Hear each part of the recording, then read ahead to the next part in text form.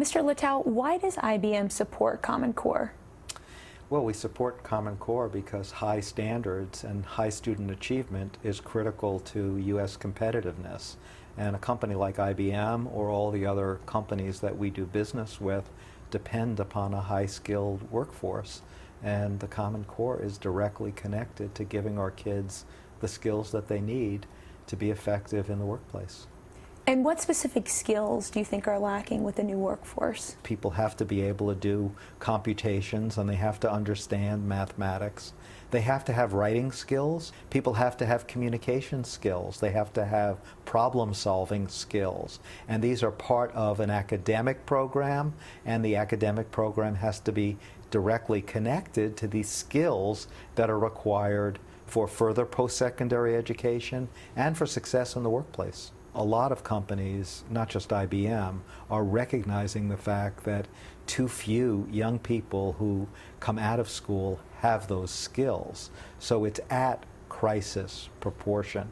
We have the highest youth unemployment rate in the United States since the end of the Second World War.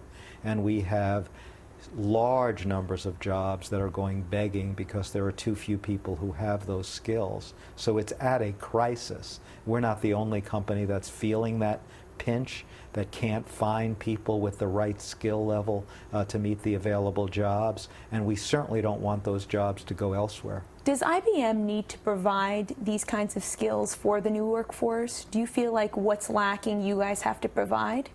Well, I think companies spend a lot of money on training their workforce. We spend about $600 million a year on our training. We have about 440,000 employees who work for the IBM company. I don't think it's the responsibility of business to then say, well, educators, do your job. I think we have to do this together. I think we all share the responsibility for improving student achievement. And as an international company, do you see a difference between the incoming workforce in America versus internationally?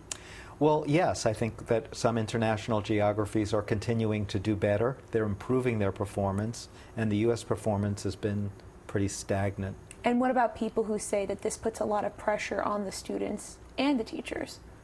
Well, I think that it shouldn't put too much pressure on anyone, but if we want to assess and evaluate how much somebody has been able to learn, the way we do that is by some type of test. There has to be some way of evaluating, are you being successful or not? Why that's important is because if some students are not achieving, you have to do better by those students. I used to be the deputy chancellor of schools in New York City. I know educators feel a lot of pressure about performing at a high level, but the world is changing and we need to be competitive and our workforce needs to be competitive.